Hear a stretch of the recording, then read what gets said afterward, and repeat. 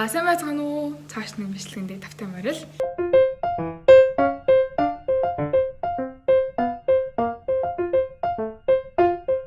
Энэ удаагийн бичлэгээр би хэд хоногийн өмнө нэг иймэрхүү стори тавьсан байхгүй юу? YouTube-ийн талаар одоо YouTube ачлуулах талаар ч юм уу мэдгүй зүйл байвал эсвэл мэдхийг хүсдэг зүйл байвал асуугаарай гэж одоо стори хийсэн байсан.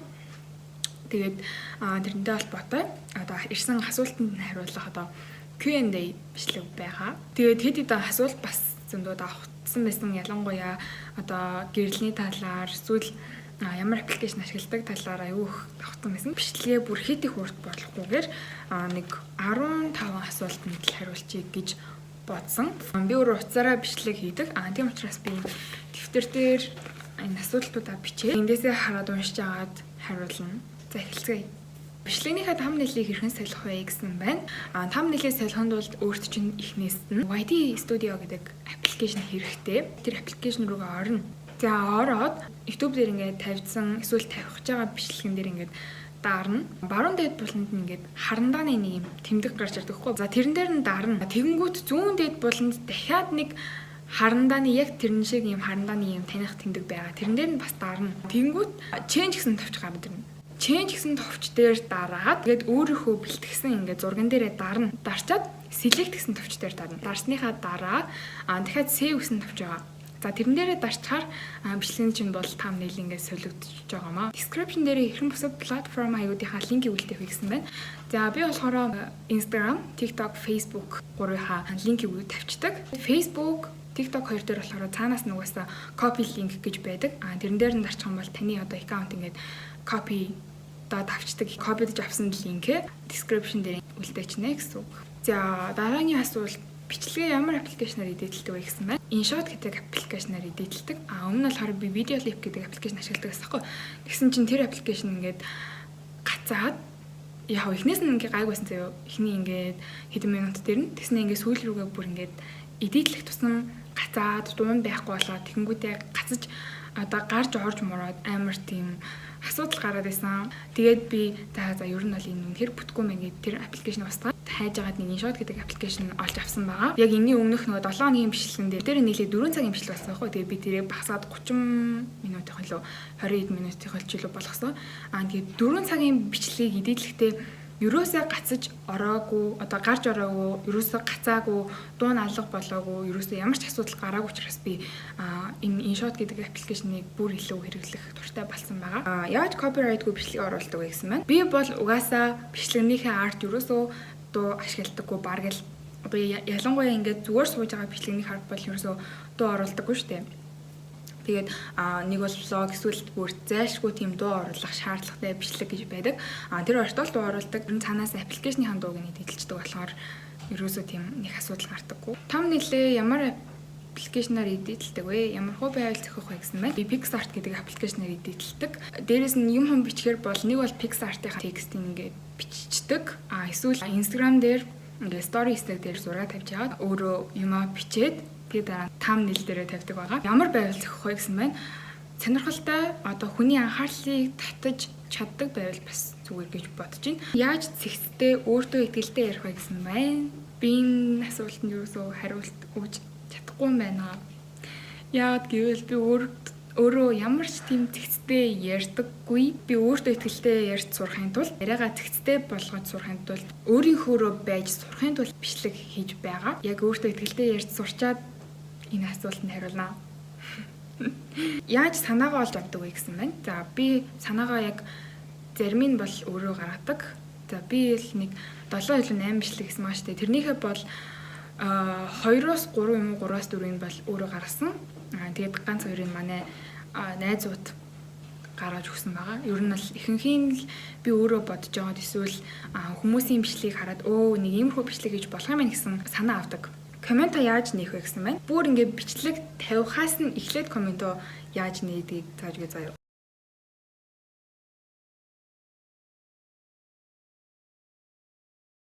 Коммент ингээд нэгээ тавьчихж байгаа шүү дээ. Коммент манд гинт хаагдсан байдаг хгүй. Зүгээр би юу ч өөрчлөг байхад за тэгхийн бол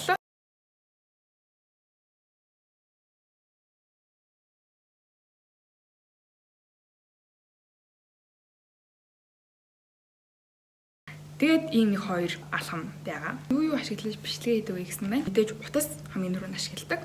За тэгээ мөн гэрэлтүүлэг чухал учраас урдаас нь ийм бүрэн хийгээл ашигладаг.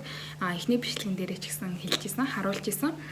Яна би ингэж хэр хийсэн болохоор амар ил үсэг амар тоо сонсоод байна. LED гэрэл ашигладаг. Арын бэкграунд гоё харагддаг. TikTok гэрлээ хідээр авсан бэ гинэ. Хоёулангийн төрсөдрөөрөө ахуулж ясан. Тийм учраас энэ хоёрыг хаанаас хідээр авсан те тэр талаар бол ямар ч мэдээлэл байхгүй. YouTube видео хийхэд ямархуу байдаг вэ гэсэн байна. За мэдээж хэцүү зүйл бол байгаа. Жишээ нь edit тэ мөн сүрэг комментууд тэ. Тэгээд edit бол удаан хийхэд бол нүд өвддөг, толгой өвддөг, дотор мөх ойрогдөг. Тэгээ зөндөө бол асуудал тулгардаг хэцүү зүйл бас байгаа. Тэрний хажуугаар сайхан ч зүйл байгаа. Ингээ бичлэг тавьсныхаа дараа ингээ зөндөө олон комментууд ирдэг тий. Хүүхдүүд ингээ 2 3 хүүхдлээ 3 4 ч юм ингээ хүүхдүүд л ингээ first гэд амар ингээ 3 4-өөр ирдэг хгүй. Тэгээд зөвхөн ингээ шууд миний бичлэгний ингээ өөрх notification ирэнгүүт шууд дараад шууд first гэд comment бичиж гин гэдэг чинь миний бичлэгийг хүлээдэг гэсэн үг. Тэгээд би амар гоё тэндээс амар гоё мэдрэмж авдаг хгүй юу. Хэцүү зүйл байдаг. Сайхан ч зүйл байдаг. Хэр хугацаа ордог вэ гинэ? Янз байдаг. Ямар нэр өгвөл зүгээр гэсэн байна. Би бол дандаа л бичлэгнийхээ агуулгаар л нэр өгдөг. Мөн бас сонирхолтой байвал бас зүгээр. Дараагийнх буюу хамгийн сүүлийнх анхны бичлэгээрээ юу хийвэл дээр вэ гэсэн байна. Мэдгүй маа. Би өөрөө яг анхны бичлэгээрээ ерөөсөө амар бодож хийж байгаагүй. Гэхдээ одоо тэр миний хамгийн анхны бичлэг бол миний хамгийн их үзэлттэй бичлэг 9000 гарцсан байсан ямар ч гэсэн. Тэгээд удахгүй бас 10,000 хүрнэ. Тэгээд тэрнээс хашааж явна. Ирсэн асуултуудаас сонгож авсан 14 асуулт маань бол ийм байлаа. Баярт мэдээ дуулгахад бид бүгд 1000 болсон байсан. Хэдэн сарын өмнө би 100 subscribe хүрсэн гэх амар тэгэж бичлэг хийжсэн шүү дээ. Нэрээ манайх гинэ. Нэрээ ингээд бид нар 100 subscribe хүрсэн байсан. Тэгээ саяхан юм шиг гой санагдчихээн. Тэгээд өшөө цаашдаа 2000, 3000, 10,000, 100,000 болохын төлөө. Тэгээ 100,000-аас цаашаа бас явахын төлөө энэ хүртэл надад амд байсан хүмүүстээ баярлалаа. Ямар цаашаа бичлэг хийхгүй төгсгөлөө ирж байгаа юм шиг ярьж байгаа. Хөрхөн комент бичдэг, намайг дэмждэг. Тэ миний бичлэгний доор ингээд хөрхөн зүрхүүлдэгдэг, first гэд бичдэг. Бүх хүмүүст баярлалаа, хайртай шүү.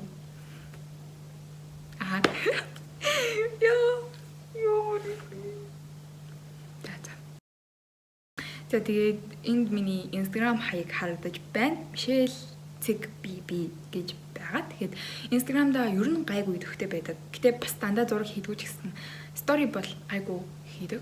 За тэгээд энд бол миний TikTok харагдаж байна. Michelle доогор зураас BB гэж байгаа. Тэгээд Instagram нь болохоор Michelle Cig байгаа бол TikTok нь болохоор Michelle доогор зураас авч үзье. Тэгээд BB.